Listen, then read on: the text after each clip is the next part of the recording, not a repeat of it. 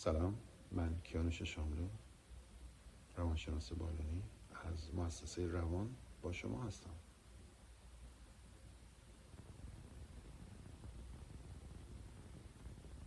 هیچ توجه کردین ما آدم ها 2 بار میمیریم؟ نه، ما میگن آدم ها 1 بار میمیرن. نه، فکر کنم اینطور نیست. آدم ها 2 بار میمیرن. دفعه اول وقتی که نفسمون قطع میشه. دفعه دوم وقتی آخرین باره که کسی ناممون رو به زبان میاره. تا وقتی کسی هست که نیمه شب بدون هیچ دلیل اسممون رو زیر لب زمزم میکنه، ما کاملا نرفتیم.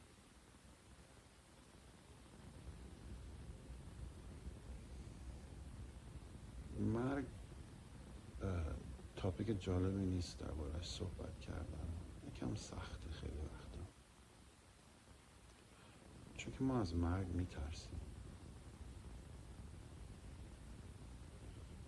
ولی شاید هم بارش فکر کنیم شاید واقعا این نیست که ما از مرگ میترسیم، شاید از فراموش شدن میترسیم.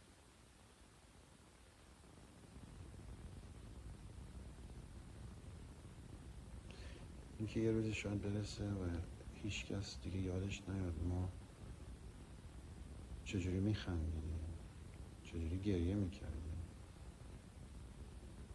یا چه چیزا رو دوست داشتیم.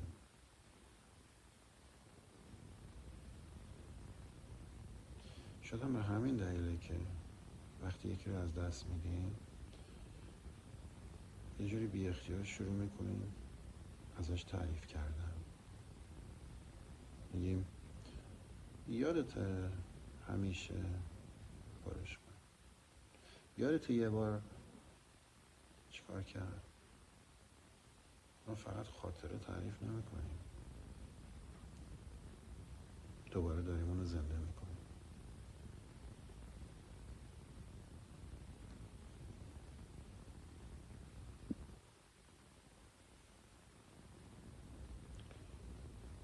چیزی رو اعتراف کنم، ما خیلی وقتا حالا درباره اینا که فکر بکنیم ما فقط برای کسی که رفته گریه نمیکنیم، برای خودمون هم گریه میکنیم،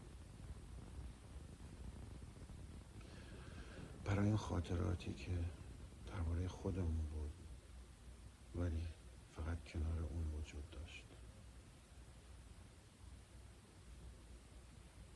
شاید شما کنار مامانت یه بچه بودی، کنار پدرت امنیت داشتی، کنار همسرت خونه و زندگی داشتی. وقتی اون میره فقط اون از دست نمیدیم، بخشی از خودمون هم گم میکنیم. سوگواری جستجوی همون بخش گم شده خودمون. برای همینه بعضی فقدان خیلی میگن دیگه خودم نیستم، و راست میگن. شما همون آدم سابق نیستی، قرارم نیست باشی.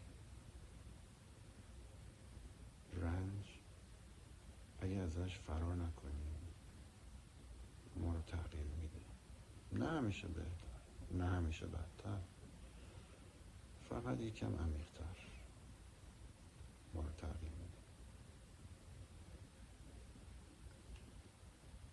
بعضی از زخمام هیچ وقت درمان نمیشن، تبدیل میشن به شخصیت، به نگاهی که میکنیم به دنیا، به دیدی که داریم، به مهربانی های جدیدی که برامون میاد.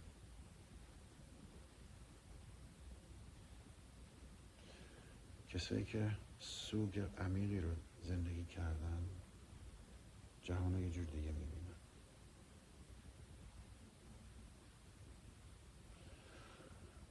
کسی که از دست دادیم دیگه میدونیم که هر آغوشی میتونه آخرین آغوش باشه. هر خداحافظی میتونه آخرین خداحافظی باشه. همین دونستن با اینکه سخت و دردناکه، عشق و نزدیکی رو واقعی تر میتونه بکنه.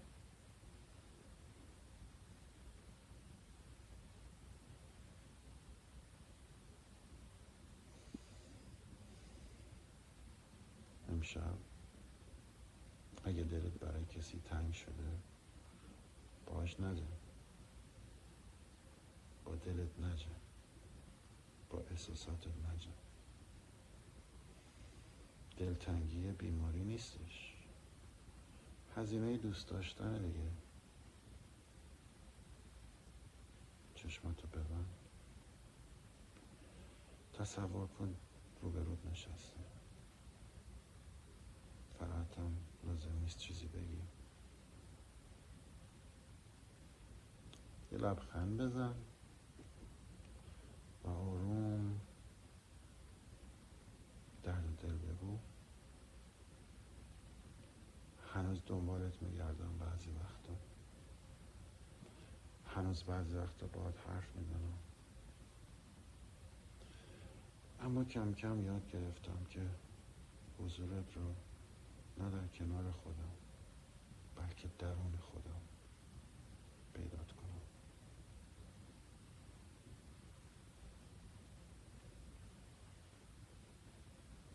شایدم همین تکامل سوگه، نه فراموش کردن، نه چسبیدن، حمل کردن عشق بدون اینکه زیر وزنش خم بشی، زندگی تو نگه داری.